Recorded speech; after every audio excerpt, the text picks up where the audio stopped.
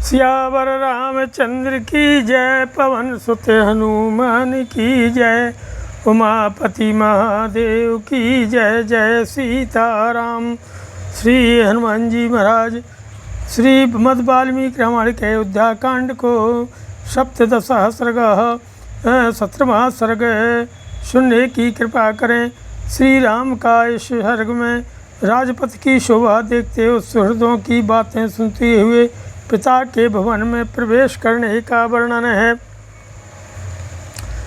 केसरामो रथमास्थाय संप्रहष्ट सुहज्जनः पताका ध्वज संपन्नम महारहा गुरुधूपितम अपश्यन्नगरं श्रीमान् नानाजन समन्वितं सग्रहैरभ्रमशंकाशै पाण्डुरैरूपशोभितं राजमार्गं यौ रामो मध्येन गुरुधूपितम्। इस प्रकार श्रीमान रामचंद्र जी अपने सुहृदों को आनंद प्रदान करते हुए रथ पर बैठे राजमार्ग के बीच चले जा रहे थे। उन्होंने देखा सारा नगर ध्वजा और पताकाओं से शोभित हो रहा है। चारों ओर बहुमूल्य अगुर नामक धूप की सुगंध छा रही है और सब ओर असंख्य मनुष्यों की भीड़ दिखाई देती है। वह राजमार्ग श्वेत बादलों के समान उज्ज्वल मध्य भवनों से शोभित तागुर की सुगंध को व्याप्त हो रहा था। ते चंदनानां च मुख्यानां गुरूणां च संचय उत्तमानां च गंधानां क्षौमकौसाम्बरस्य च अविद्याभिश्च मुक्ताभिरुत्तमैः स्फाटिकैरपि शोभमानं संबाधं तं राजपथमुत्तमं समृतं विविधैः पुष्पैः भक्षैरुच्चावचैरपि ददर्शं राजपथं दिवि देवपतिर्यथा दध्यक्षतः लाजै धूपैः अगुरुचन्दनैः नानामाल्योपगन्धैश्चोषधाभ्यर्चित चत्वरम्। अच्छी श्रेणी के चंदनों, अगुर नामक धूपों, उत्तम गंध द्रव्यों, अलसी आसन आदि के रेशों से बने हुए कपड़ों तथा रेशमी वस्त्रों के ढेर, अनविधे मोती और उत्तम उत्तम स्फटिक रत्न उस विस्तृत एवं उत्तम राजमार्ग की शोभा बढ़ा रहे थे। वह नाना प्रकार के पुष्पों तथा भांति भांति के भक्ष्य पदार्थों से भरा हुआ था। उसके चौराहों की दही, अक्षत, हविष्य, लावा, धूप, अगर, चंदन, नाना प्रकार के पुष्पहार और गंध द्रव्यों से सदा पूजा की जाती थी। स्वर्लोक में बैठे हुए देवराज इंद्र की भांति रथारूढ़ श्री राम ने उस राजमार्ग को देखा। आशीर्वादान बहुन शृण्वन् सुहृद्भिः समुदीरितान् यथारं चापि सम्पूज्यो सर्वान्यो नरान्ययो। वे अपने सुहृदों के मुख से कहे गए बहुत से आशीर्वादों को सुनते और यथा योग्य उन सब लोगों का सम्मान करते हुए चले जा रहे थे। पितामहीराचरितं तथैव प्रपितामही अद्योपादाय तं मार्गम अभिषेक्तो अनुपालयो। उनके हितैषी सुहृद कहते थे कि हे रघुनंदन, तुम्हारे पितामह और प्रपितामह जिस पर चलते आए हैं, आज उसी मार्ग को ग्रहण करके युवराज पद पर अभिषिक्त हो आप हम सब लोगों का निरंतर पालन करें। यथा इसमें पोषिता पित्रा यथा सर्वैः पितामहैः तथा सुखतरं सर्वे रामे बत्स्याम राजनी अलमद्धिः भुक्तेन परमार्थैः अलरं च नः यदि पश्याम निर्यान्तं रामं राज्ये प्रतिष्ठितम्। फिर वे आपस में कहने लगे कि भाइयों, श्री राम के पिता तथा समस्त पितामहों द्वारा जिस प्रकार हम लोगों का पालन पोषण हुआ है, श्री राम के राजा होने पर हम उससे भी अधिक सुखी रहेंगे। यदि हम राज्य पर प्रतिष्ठित हुए श्री राम को पिता के घर से निकलते हुए देख लें, यदि राजा राम का दर्शन कर लें, तो हमें यह लोक के भोग और परमात्म स्वरूप मोक्ष लेकर क्या करना है। ततो हिनः प्रियतरं नान्यत् किंचित भविष्यति यथाभिषेको रामस्य राज्येनामित तेजसः। अमित तेजस्वी श्री राम का यदि राज्य पर अभिषेक हो जाए तो हमारे लिए जैसा प्रियतर कार्य होगा उससे बढ़कर दूसरा कोई परम प्रिय कार्य नहीं होगा। एताश्चान्याच सुहृदा मुदासीनः शुभा कथा आत्मसंपूजयनी शुणमन यौ रामो महापथम। सुहृदों के मुँह से निकली हुई ये तथा और भी कई तरह की अपनी प्रशंसा से संबंध रखने वाली सुंदर बातें सुनते हुए श्री रामचंद्र जी राजपथ पर पढ़े चले जा रहे थे। नहीं तस्मान् मनः कश्चिन चक्षुषी वा नरोत्तमात् नरः सकृत्यपाक्रष्टुम् अतिक्रांते विरागवे। जो श्री राम की ओर एक बार देख लेता वह उन्हें देखता ही रह जाता था। श्री रघुनाथ जी के दूर चले जाने पर भी कोई उन पुरुषोत्तम की ओर से अपना मन या दृष्टि नहीं हटा पाता था। यश्च रामं न पश्येतु यं च रामो न पश्यति निंदितः सर्वलोकेषु स्वात्माप्येनं विगर्हते। उस समय जो श्री राम को नहीं देखता और जिसे श्री राम नहीं देख लेते थे वह समस्त लोकों में निंदित से समझा जाता था स्वयं उसकी अंतरात्मा भी उसे धिक्कारती थी। कि सर्वेषु सहि धर्मात्मा बणानां कुरुते दयां चतुर्णां हि व्यवस्थानां तेन ते तमनुव्रताः। धर्मात्मा श्री राम चारों वर्णों के सभी मनुष्यों पर उनकी अवस्था के अनुरूप दया करते थे, इसलिए वे सभी उनके भक्त थे। चतुष्पथान देवपथान चैत्यांश्चायतनानि च प्रदक्षिणं परिहरन् जगाम नृपतेः श्रुतः। सराजिकुलमाशाद्य मेघशङ्घोपमयि शुभैः प्रासाद शृङ्गैः विविधैः कैलासशिखरोपमयि आवारयद्भिर्गगनं विमानैर्योपाण्डुरैः वर्धमानगृहैश्चापि रत्नजालपरिष्कृतैः तत्पृथिव्यां ग्रहवरं महेन्द्रसदनोपमं राजपुत्रः पितुर्भीष्मो प्रविवेश श्रियाज्वलन। राजकुमार श्री राम चौराहों देवमार्गों चत वृक्षों तथा देव मंदिरों को अपने दाहिने छोड़ते हुए आगे बढ़ रहे थे।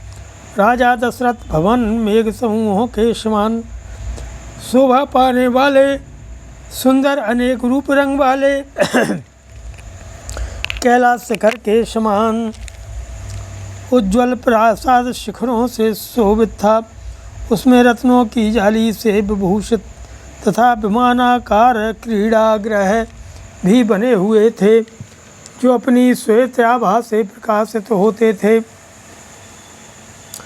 वे अपनी ऊंचाई से आकाश को भी लांघते हुए से प्रतीत होते थे।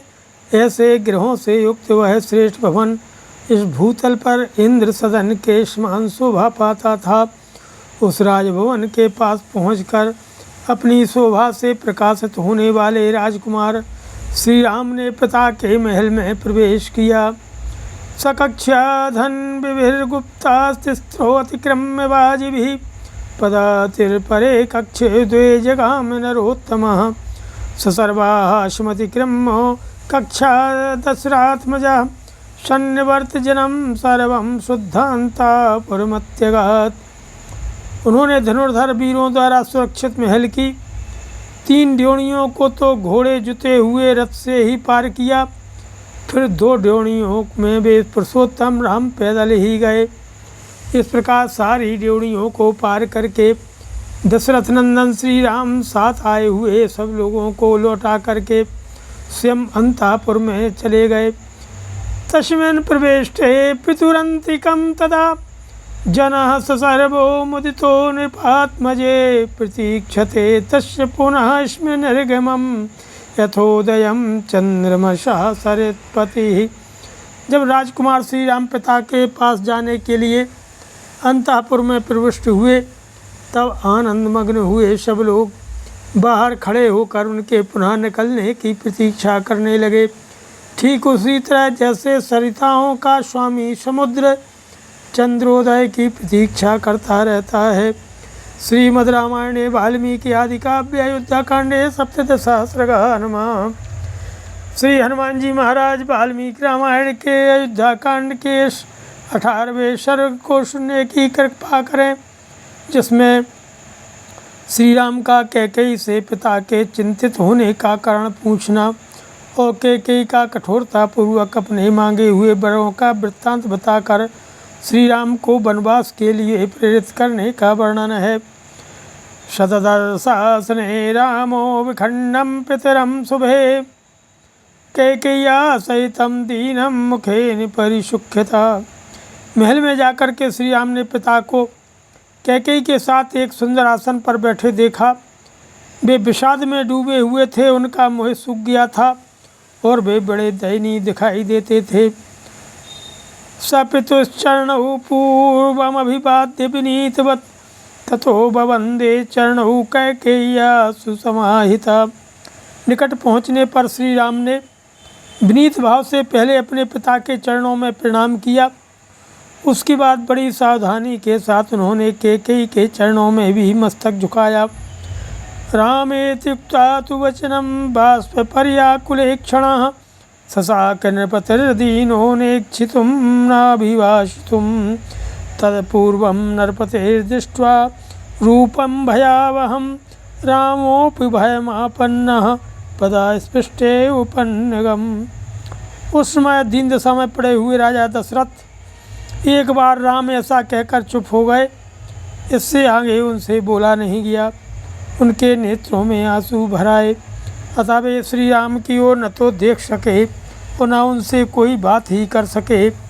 राजा का वह अभूतपूर्व भयंकर रूप देख करके श्री राम को भी भय हो गया, मानो उन्होंने पैर से किसी सर्प को छू दिया हो।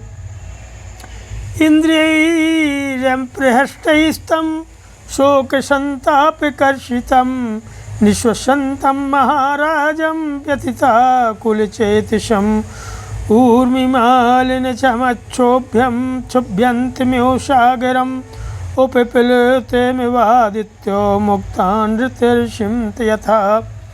राजा की इंद्रियों में प्रसन्नता नहीं थी। वे शोक और संताप से दुर्बल हो रहे थे, बारंबार लंबी सांसें भरते थे तथा उनके चित्त में बड़ी व्यथा और व्याकुलता थी। वे ऐसे दिखते थे मानो तरंगमालाओं से उपलक्षित अक्षोभ समुद्र क्षुब्ध हो उठा हो, सूर्य को राहु ने ग्रस लिया हो अथवा किसी महर्षि ने झूठ बोल दिया हो। अचिंत्य कल्पम नृपतेस्तं शोकमुपधारयन् बभूव संरब्धतरः समुद्रयो पर्वणि चिन्तयामास चतुरो रामः पितृहिते रतः किंशुदद्दैव नृपतिर्न मां प्रत्यभिनंदति। राजा का वह शोक संभावना से परे था। इस शोक का क्या कारण है, सोचते हुए श्री रामचंद्र जी पूर्णिमा के समुद्र की भांति अत्यंत विक्षुब्ध हो उठे। पिता के हित में तत्पर रहने वाले परम चतुर श्री राम सोचने लगे कि आज ही ऐसी क्या बात हो गई जिससे महाराज मुझसे प्रसन्न होकर बोलते नहीं हैं। अन्यदा मां पिता दृष्ट्वा कुपितोऽपि प्रसीदति तस्य मामद्य संप्रेक्ष्य किमाया सह प्रवर्तते। और दिन तो पिताजी कुपित होने पर भी मुझे देखते ही प्रसन्न हो जाते थे, आज मेरी ओर दृष्टिपात करके उन्हें क्लेश क्यों हो रहा है। सदीनियो शोकार्तोपखंड बदनद्यति कैकेयीमभिवाद्यैव रामो वचनमब्रवीत्। यह सब सोचकर श्री राम दीन से हो गए, शोक से कातर हो उठे। विषाद के कारण उनके मुख की कांति फीकी पड़ गई। वे कैकेयी को प्रणाम करके उसी से पूछने लगे कि कच्चिन्मया नापराधमं अज्ञानादेन मे पिता कुपितस्तन्मामा चक्षो तुम्हेवैनं प्रसादयो। हे माँ, मुझसे अनजाने में कोई अपराध तो नहीं हो गया जिससे पिताजी मुझ पर नाराज हो गए हैं। तुम यह बात मुझे बताओ और तुम ही इन्हें मना दो। अप्रसन्न मना ही किम नु सदा मां प्रतिवत्सलः विखण्ड बदनो दीनः नहीं मां प्रतिभाषते। वित्तसुधा मुझे प्यार करते रहते थे, आज उनका मन अप्रसन्न क्यों हो गया है। देखता हूँ ये आज मुझे बोलते तक नहीं हैं। इनके मुख पर शोक छा रहा है और ये अत्यंत दुखी हो रहे हैं। शारीरो मानसो वापि कच्चिदेनं न बाधते, संतापो वा वितापो वा दुर्लभम ही सदा सुखम। कोई शारीरिक व्याधि जनित संताप अथवा मानसिक अभिताप तो उन्हें पीड़ित नहीं कर पा रहा है, क्योंकि मनुष्य को सदा सुख ही सुख मिले ऐसा सुयोग प्रायः दुर्लभ होता है। कच्चिन्न किंचिद भरते कुमारे प्रिय दर्शने, सत्गुणे वा महासत्वे मातृणाम वा मम शुभम। हे प्रिय दर्शन कुमार भरत, महाबली शत्रुघ्न अथवा मेरी माताओं का तो कोई अमंगल नहीं हुआ है। अतोषयन महाराजम कुर्वन् वा पितुर्वचः, मुहूर्तमपि नेच्छेयं जीवितुं कुपिते नृपे। महाराज को असंतुष्ट करके अथवा उनकी आज्ञा न मान करके उन्हें कुपित कर देने पर मैं 2 घड़ी भी जीवित रहना नहीं चाहूँगा। यतो मूलं नरः पश्येत् प्रादुर्भावो महात्मनः, कथम तस्मिन् वर्तेतो प्रत्यक्षे सति दैवते। मनुष्य जिनके कारण इस जगत में अपना प्रादुर्भाव जन्म देखता है, उस प्रत्यक्ष देवता पिता के जीते जी वह उसके अनुकूल बर्ताव क्यों नहीं करेगा। कि कच्चित्ते परुषं किंचिद अभिमानात् पिता ममो, उक्तो भवत्या रोषेणो येनास्य लुलितं मनः। कहीं तुमने तो अभिमान या रोष के कारण मेरे पिताजी को कोई कठोर बात नहीं कह डाली जिससे उनका मन दुखी हो गया है। एतदा चक्षुमे देवी तत्त्वेन परिपृच्छतः, किं निमित्तं पूर्वोऽयं विकारो मनुजाधिपे। हे देवी, मैं सच्ची बात पूछता हूँ, बताओ किस कारण से महाराज के मन में आज इतना विकार उत्पन्न हुआ है। उनकी ऐसी अवस्था तो पहले कभी नहीं देखी गई थी। एवं मुक्ता तु कैकेयी राघवेण महात्मना, उवाचेदं सुनिर्लज्जा धृष्टमात्महितं वचः। महात्मा श्री राम के इस प्रकार पूछने पर अत्यंत निर्लज्ज कैकेयी बड़ी ढिठाई के साथ अपने मतलब की बात इस प्रकार बोली कि नाराज कुपितो राम व्यसनम नाश किंचनो, किंचन मनोगतम त्वस्यो तद्भयान्नानुभाषते। हे राम, महाराज क्रोधित नहीं हैं और न उन्हें कोई कष्ट ही हुआ है। उनके मन में कोई बात है जिसे तुम्हारे डर से वे कह नहीं पा रहे हैं। प्रियं त्वां प्रियं वक्तुं वाणीनास्य प्रवर्तते, तदवश्यं त्वया कार्यं यदनेन श्रुतं मम। तुम इनके प्रिय हो, तुमसे कोई अप्रिय बात कहने के लिए इनकी जबान नहीं खुलती, किंतु इन्होंने जिस कार्य के लिए मेरे सामने प्रतिज्ञा की है उसका तुम्हें अवश्य पालन करना चाहिए। एष मह्यं परं दत्त्वा पुरा मामभिपूज्य च, सपश्चात् तप्यते राजा यथान्यः प्राकृतस्तथा।